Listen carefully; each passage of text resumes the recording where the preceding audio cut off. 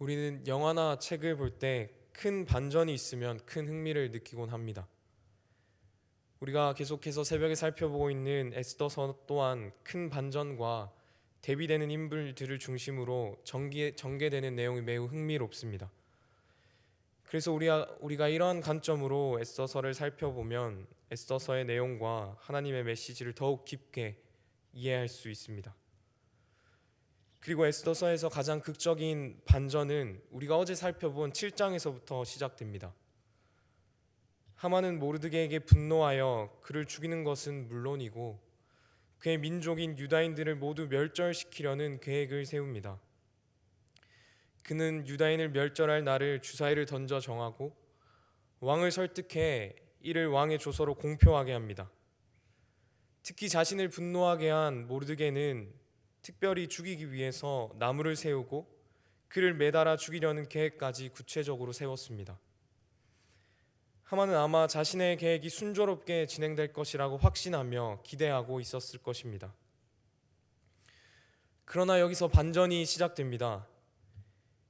에스더는 하만의 계략을 알고 자신의 민족을 구하기 위해서 죽으면 죽으리라는 각오로 왕 앞에 나아갑니다.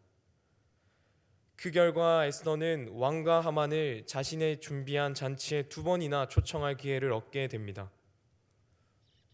첫 번째 잔치가 끝난 후에 7장에서 열린 2번째 잔치에서 왕은 에스더에게 소원을 물었고 에스더는 하만의 음모로 인해 자신의 민족이 멸절 위기에 처했다고 왕 앞에 고백합니다. 이에 왕은 분노했고 결국 하만은 모르드게를 죽이기 위해서 세운 나무에 자신이 매달려 죽게 됩니다.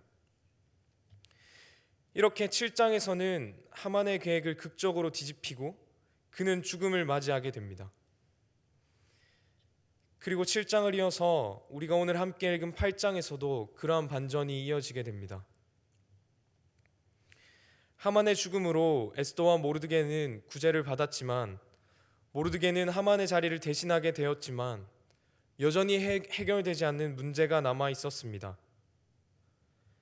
그것은 하만이 왕을 설득해서 각 지방에 보낸 유다인을 멸절하라는 왕의 조서였습니다. 왕의 이름을 쓰고 왕의 반지로 인을 친 조서는 철회할 수 없었기에 여전히 그 왕의 조서는 유효했습니다. 그래서 유다인을 멸절하려고 하는 하만이 죽었지만 유다인의 대적들은 아달월 13일을 기다리며 유다인을 공격하려는 계획을 계속 세우고 있었습니다. 이로 인해 유다 백성들은 여전히 두려움에 살고 있었을 것입니다. 오늘 본문에서는 에스더는 이 문제를 해결하기 위해서 다시 왕 앞에 나아가 울며 간구합니다. 우리가 함께 읽은 본문 8장 3절에 나오는 울며 구하니라 해서 구한다라는 표현은 요셉이 굴에 떨어져서 형들에게 간구할 때 쓰는 표현과 욥이 하나님께 부르짖을 때 쓰는 표현과 같은 표현을 사용하고 있습니다. 그래서 절망적인 상황에서 간절히 간청할 때 사용되는 단어로서 에스더의 절박한 심정을 함께 보여주고 있습니다. 그리고 그녀의 간구를 들은 왕은 이전에 에스더가 왕 앞에 나아갔을 때 왕이 에스더에게 금규를 내밀었던 것처럼 이번에도 똑같이 에스더에게 금규를 내밀며 그녀에게 허락을 베풉니다. 이에 에스더는 왕에게 하만의 악한 계략으로 인해서 유다 민족을 멸절하기 위해 작성된 조서를 반전시킬 새로운 조서를 작성할 것을 왕에게 요청합니다. 왕은 이를 허락했고 에스더와 모르드게가 원하는 대로 조서를 작성하고 왕의 반지로 이를 인치게 합니다. 그리고 새로운 조서에는 아달월 13일에 유다인들이 스스로 보호할 권리를 가지고 유다인을 공격하려는 자들의 처자를 죽이며 그들의 재산을 탈취해 원수를 갚을 수 있도록 허락하는 내용이 담겨 있었습니다. 이제 유다 백성들을 위해 쓰여진 이 조서는 아하수에로 왕의 각 도성으로 보내져 유다 민족에게 희망을 주는 반전의 메시지가 되었습니다. 그리고 모르드게는 유다 백성이 죽을 위기에 있을 때 입었던 굵은 베옷과 대조되는 푸르고 흰 조복을 입고 큰 금관을 쓰며 명예롭게 왕 앞으로 나아갔습니다. 그리고 그날은 명절로 제정되어 기억될 특별한 날이 되었습니다. 이렇듯 7장과 8장에서는 극적인 반전이 나타납니다. 죽을 위기에 처해 있던 모르드게와 에스더와 유다 민족들에게 생명을 보호하고 원수를 갚을 수 있는 소식이 전해졌습니다. 얼마나 큰 반전과 기쁨의 소식입니까? 그러나 이 극적인 반전 가운데에도 저자는 어디에도 하나님을 언급하지는 않습니다. 사실 우리가 잘 알고 있듯이 에스더서 전체에는 하나님을 언급하지 않습니다. 그래서 이런 극적인 반전과 유다 백성의 구원이 단순히 우연인 것처럼 우리는 보일 수도 있습니다. 그러나 우리가 에스더서를 읽을 때에는 사건들 배후에 계신 하나님을 명확히 보아야 합니다. 우연의 일치로 보여지는 사건들이 실제로는 역사에 대한 하나님의 통치와 하나님의 백성에 대한 섭리적인 돌보심으로 우리는 깨달아야 합니다. 그래서 에스더서는 하나님을 직접적으로 한 번도 언급하진 않았지만 처음부터 끝까지 하나님의 섭리와 하나님의 선택하심에 대한 이야기임을 우리는 알아야 합니다.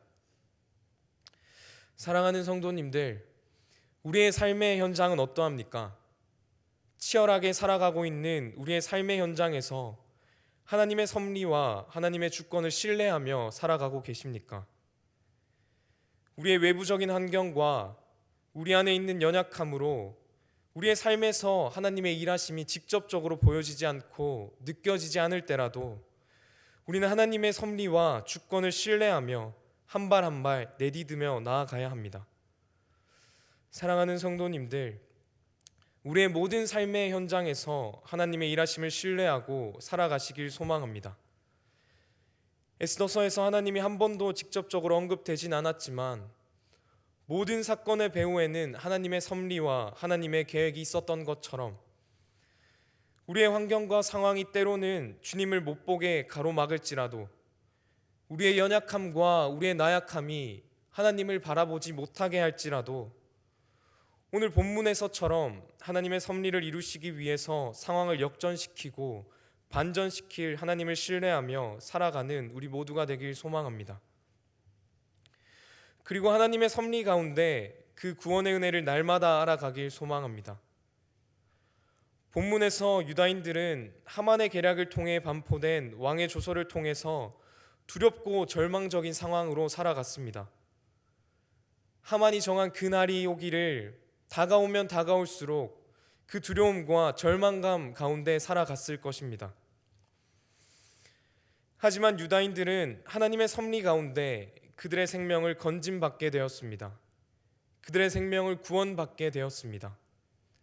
날마다 죽음을 향해 가는 절망적인 상황에서 희망적인 상황으로 그들은 건짐받고 역전되었습니다.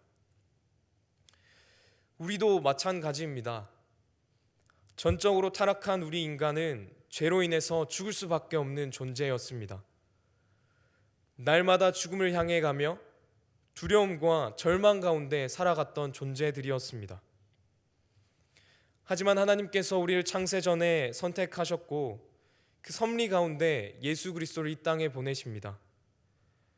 그래서 우리가 받아야 할 모든 죄의 형벌을 예수 그리스도께서 십자가에서 담당하시고 죽으시고 부활하심으로 우리의 죄를 다 가져가시고 그분의 의를 우리에게 주십니다. 이를 믿는 자들을 하나님께서 구원하십니다. 그러므로 유다인들이 하나님의 섭리 가운데 구원받은 것처럼 우리 모두 다 죄로 인해 죽을 수밖에 없었지만 하나님의 섭리 가운데 하나님의 뜻하심 가운데 예수 그리스도로 인해 구원받은 존재임을 우리는 날마다 기억해야 합니다. 우리의 삶이 어려울지라도 우리의 환경이 어려워서 앞이 보이지 않을지라도 우린 날마다 하나님의 섭리 가운데 하나님께서 우리를 구원하신 그 은혜와 사랑을 날마다 기억해야 합니다. 사랑하는 성도님들, 그래서 우리 모두가 하나님의 섭리 가운데 살아가고 있음을 기억하길 원합니다. 우리의 상황이 어렵고 힘들어서 주님의 일하심이 보이지 않더라도 우리의 삶을 끝까지 이끌어 가시는 하나님의 섭리 가운데 그 하나님을 신뢰하며 신실하신 하나님을 붙잡고 나아가는 우리 모두가 되길 소망합니다. 또 그 섭리 가운데 예수 그리스도를 통해서 구원받은 그 은혜를 날마다 묵상하며 주님 앞에 나아가는 우리 모두가 되길 소망합니다. 함께 기도하겠습니다. 모든 만물을 창조하시고 주님의 뜻대로 다스리시는 주님, 우리가 날마다 주님의 섭리 가운데 살아가고 있음을 고백합니다. 우리의 연약함과 우리의 환경으로 인해서 주님이 보이지 않을 때라도 신실하게 우리를 이끌어 가시며 영원히 주님의 길로 이끌어 가시는 주님을 신뢰하며 우리가 나아가길 원합니다.